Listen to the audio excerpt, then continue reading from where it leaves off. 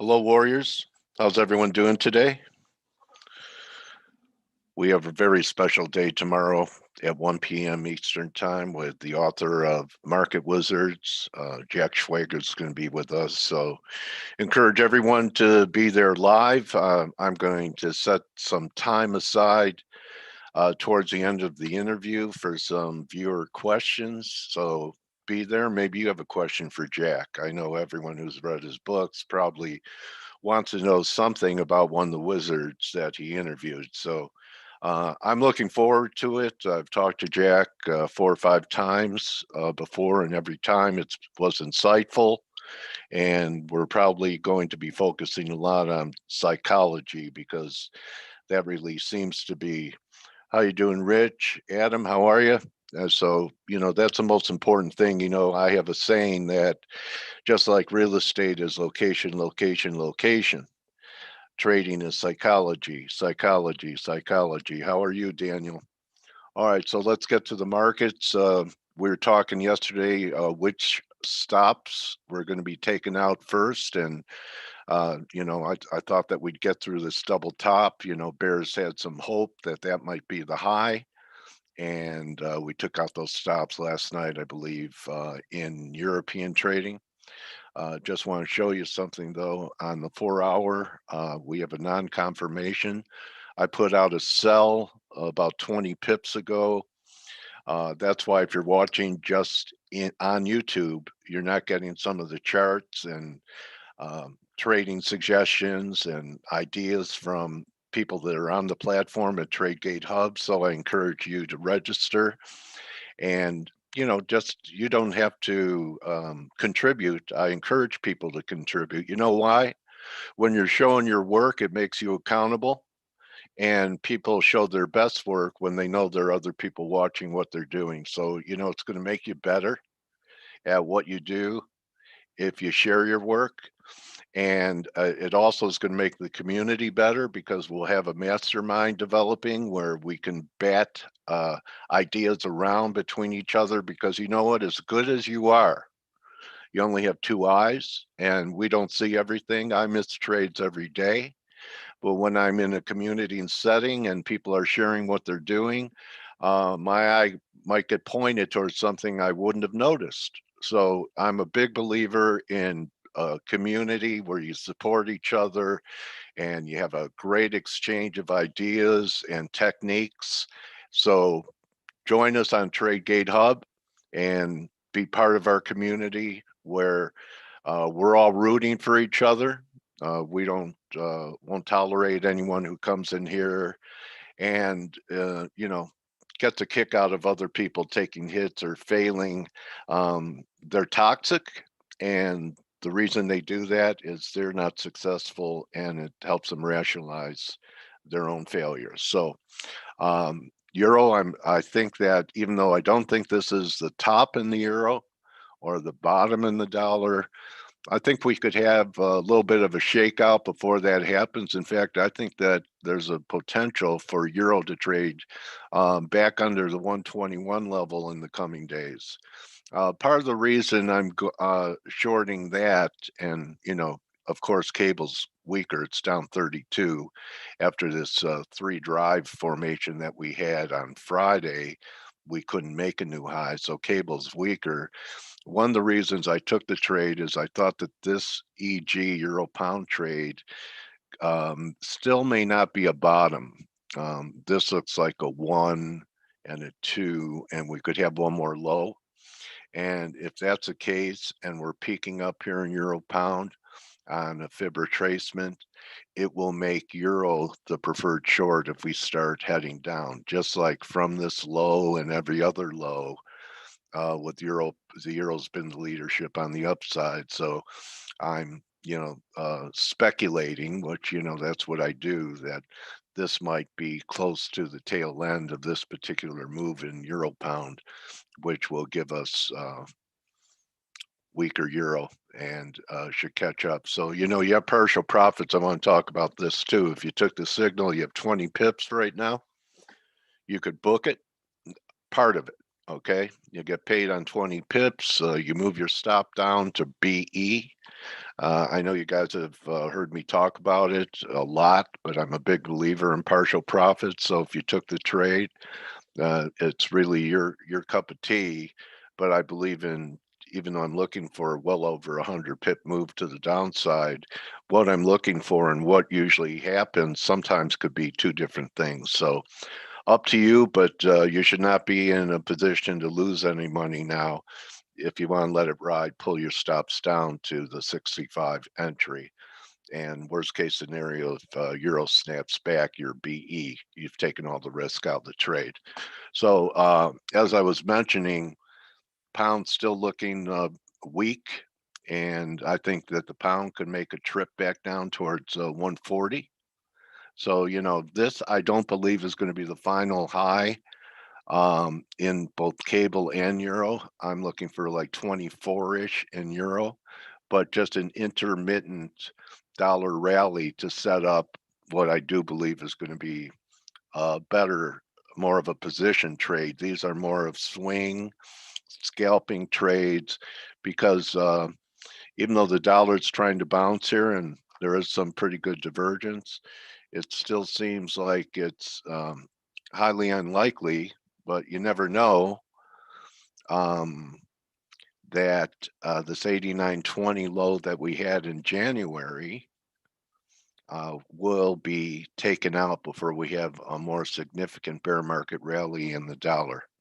So this is right now, everything starts off as a day trade. If it doesn't work the same day, it's a day trade. But we'll see what kind of rally we get here in the dollar and what kind of break we get in euro. But so far, it's shaping up. I'd like to see us close lower on the day. And you can see as we look at this daily that there's really a lot of convergence around the 120 area of moving averages, the 50 and 200. And here on the 4 hour, you have the 200 trading at what would be targets. Okay, so something to, what I'm looking for as potential targets.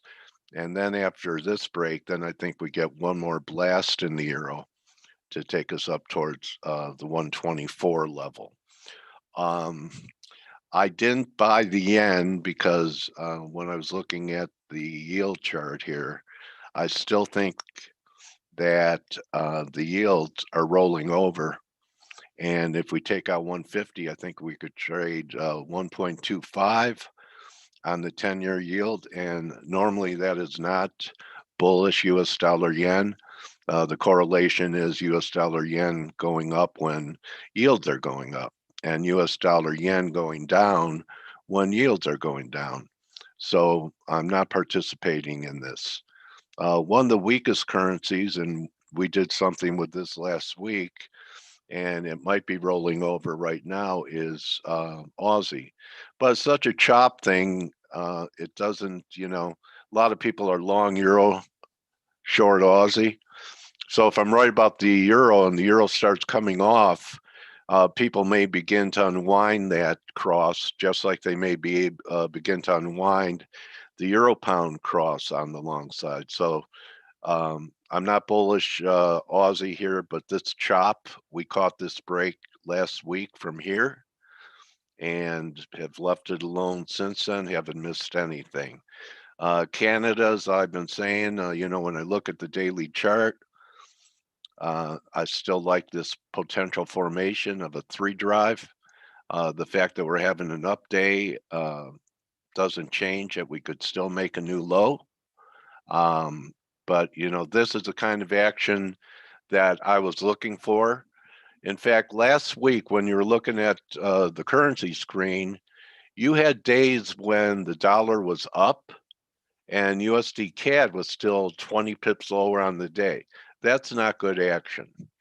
Today, you had the Dixie down around 20, and Canada was higher, and Canada still is higher with the dollar coming back. So it's only the first day I've seen this type of action, so it's going to take a little bit more to to go ahead and uh, commit to the long side of it. I still want to see a new low, one more new low. Maybe you could see this three drive falling wedge a little better on the 4 hour. I'll just take this out here and we'll see if we get back down towards this line that now is trading at about would come in around 119.50, which is 100 pips from here. So that's where I'm going to be looking for shorts in USD CAD. All right. Moving on to the Swiss. Swiss, looks a lot like the dollar. Maybe we could get a bounce here in the Swiss. But, I'm playing it with shorts in Euro USD. Pretty similar. They're almost the inverse picture. Look at Euro, look at Swiss. They're an inverse relationship there. And I want to address precious metals again, traders. I talked about this last week before it was happening, that we could get a pretty good rally in the gold silver ratio, which is what has happened, has manifested. That call has manifested. We start closing over 68.50. That's going to be pretty significant. So, again, very important to get direction right on euro pound and Aussie Kiwi and the gold silver ratio. So here's a classic day of gold being up and euro being down 17. I still look for a continuation of this trend with gold outperformance of silver. So when you get bearish, the precious metals, silver is your preferred short. And if you're bullish precious metals, you got to go to the monetary metal, not the industrial metal. And that would be gold.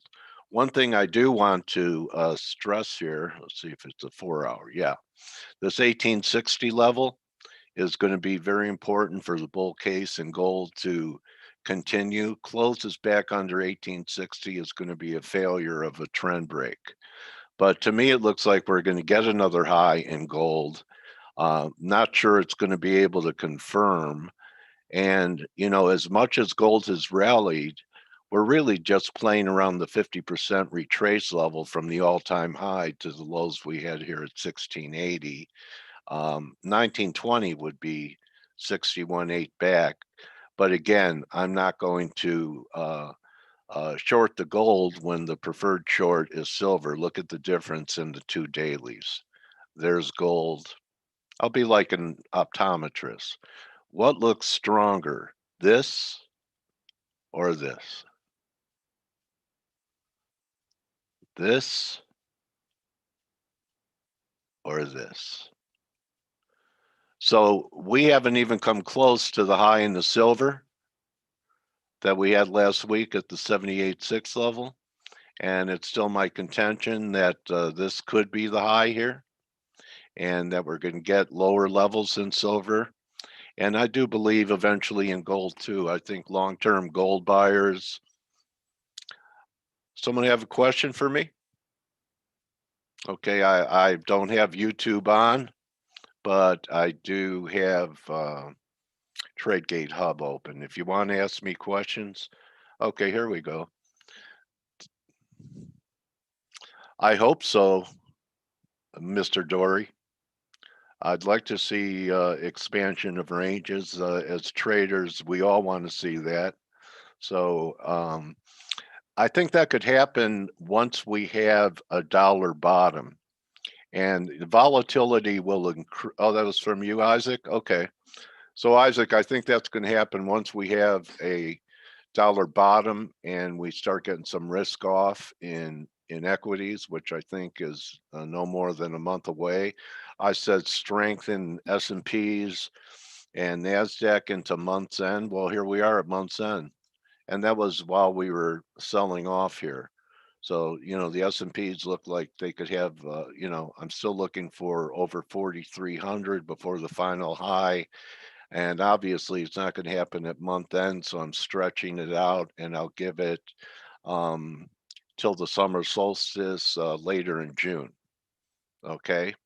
So I hope that answers your question. I'd like to see more volatility in the currencies, and I think that's going to happen once we get more volatility in equities. Okay, so I do believe that average trading ranges will increase. So we're getting an alert on the 10-year, which means, they're breaking some support here. So to me, it looks like yields are going lower. So if you took the 20 pips in euro, you'll be glad that you did because it's now you have 10. So moving on to the S&Ps, they do have, the possibility here. To me, the key area in the S&Ps now is right here at 4185. That as long as we hold this breakout here, we may pull back to it. It's going to be a very important test. If we don't hold it, then my count is off for 4,300. I'll have to readjust it. But this 4185 looks like a very important area. Look how many touches we had here, and you go all the way to the left. It was a pretty big area too, and looks like a bit of an ascending triangle. So if we measure this move, it's going to give you about 4330 to the upside in the S&Ps. Everyone with me? Any questions so far? Okay. So the Nasdaq, similar situation. I'm still thinking that there is a chance for Nas to make a new high. You could see pretty clearly on the weekly here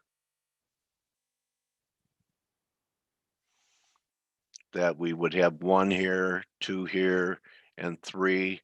I know it's only Tuesday, but nice weekly candle in Nasdaq and S&Ps, and I still think that we're going to have this melt up into the end of spring, and that gives us another 3-4 weeks until the summer solstice. Everyone with me on that? I keep looking for some type of high in oil. So far, unsuccessfully. We'll see if we're going to try and make a new high here or not. I still think that there's some type of top brewing. I know a lot of people are talking about 75 oil. That's a possibility to close in the next two. Keeping looking for strength to go long and short US dollar. Okay, so crude oil looks like it may want to attack these highs here, and 2-hour, they have to turn it back here pretty soon for there to be a chance for it to correct at least this wave. Coming in this week after we had this last week, really did surprise me that we're almost back at new highs here. So we'll have to see how the week finishes out. TLT, like I was talking about yields coming down, and we're getting a bond rally here that may continue. Yields may continue to fall, which is going to lift the bond market. At times, it's supportive of the stock market, and maybe this is going to be part of this melt up in the stock market is a bear market rally in bonds, and then the next time bonds turn down may be the top in the S&Ps. I want to address Bitcoin. Yesterday I said that you need to wait until perhaps we have a close back over 40,000, 42,000. As you can see, we tested 40,000 a couple times and have a red candle. So you still have to be cautious about lower levels until we have a good close. I still think you have to wait for 42,000. But the 40 level, the 42 is offering resistance, maybe closing back above the 200-day, which this red moving average is the 200-day, to give the crypto space a better footing for continuing to advance. So I want to talk about what's happening in some risk off pairs. And one of your risk off pairs is USD MEX. And as you can see, although the S&Ps are making new highs, USD MEX is not making new lows. So there's a little bit of a tell here. I know a lot of people trade MEX based upon oil prices, but really not looking bad on the daily. A better structure than USD CAD, which at times acts as risk off as well. We started to get some type of corrective action in the grains. I still think it has some time to run. I wouldn't be jumping on corn at these levels here. I still think you could wait for lower levels, maybe even back towards the $5 level in corn, which even $5 seems expensive when you're looking at $3 oil last fall, $3 corn last fall. Same scenario in wheat, weaker than corn. You know, Chinese have been stockpiling wheat for years. They're very good traders, and they, they want to prevent civil unrest. They already have their population on a kind of a soft famine diet where they clean their plate, but not with much food on it. So, you know, you can't print grain, and people have gone to war over food resources. So that's my look on the grains. I'm going to try and be patient in beans, and I think I have a chance to buy them at $12. I'm not going to short them, but this would be not just a swing trade, not just a position trade, but a long-term position trade in the grain markets. I believe will set up, and I think a stronger dollar, bear market rally in the dollar would be the catalyst for taking down most commodity prices here. So that's my view on the beans, the whole grain complex. Looking at Russell, which hasn't made a new high in quite some time, kind of moving sideways. I'm not sure if it's going to have enough juice. I would think that if the S&Ps are going to trade the 4,300 handle, that we could squeeze out one more high in Russell. This is either distribution, and to me it looks like distribution because it's sideways. Some people would call it consolidation before another move to the upside, but look how many times it looked like it was going to do it, couldn't do it. I'll be very interested to see where IWM is, should and when the S&Ps, which are now beginning to sell off right here, and looks like we'll get this 4185 test. Another great cross for risk off is the Aussie yen, which has been under pressure for a while, where it looks like we're trying to top here. This is another pair I'll be very interested in where it's at. Should I be right about a 43 handle plus in the S&Ps?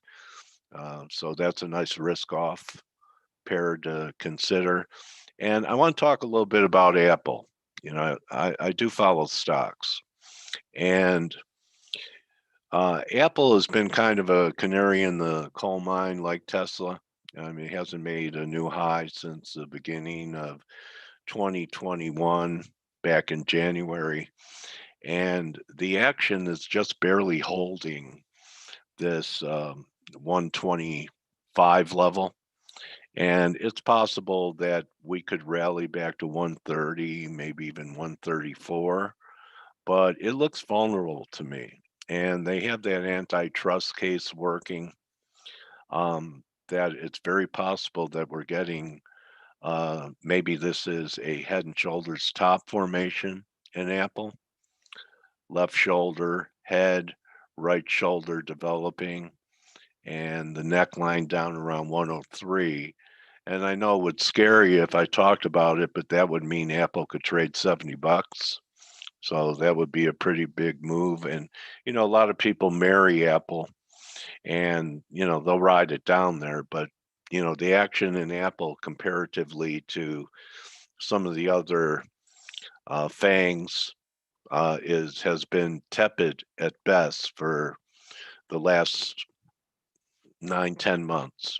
So that's my look at some of the markets. I just want to point out to everyone that, if you believe in a trade and the trade doesn't work out initially, okay, um, but you still believe in the trade and say, for example, you know, I I got stopped out, but I still liked the short side of euro.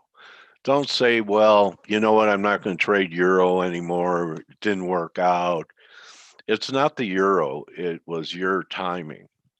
So, you know what pros do if the one trade doesn't work out and they're still bearish or bullish that instrument? They probe and protect again. They don't blame an instrument. And I'm only bringing it up because, earlier in my career, I said, well, I'm not going to trade the yen for a while, but it's not the instrument. It's us, the one controlling the mouse.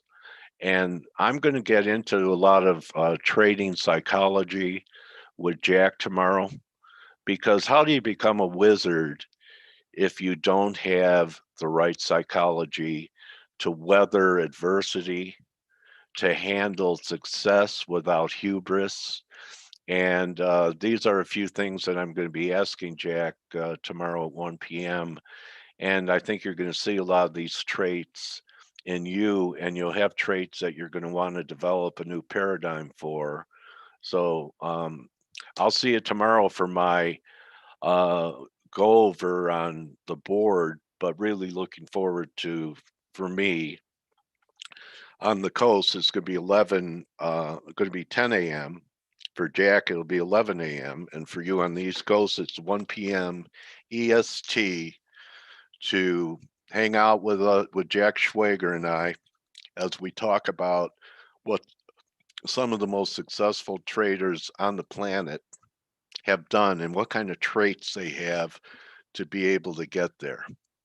And with that being said, uh, just a quick look at the euro. We get back under this 9-day moving average right here. Next stop's 2206. So playing for a little dollar bounce here. It's just a little counter trend trade. I'm not declaring this to be the low in the dollar, the top in the euro, but just looking for a little detour to our final destination. And remember, whatever you're trading, whatever you're doing, don't just count your euros or your bitcoins or your gold coins and your silver bars. Count your blessings, and looking forward to a big day tomorrow. Want to thank everyone watching on YouTube. We appreciate any type of interaction. Give us a thumbs up, give us a thumbs down, make a comment. I've been around long enough where you're not going to hurt my feelings.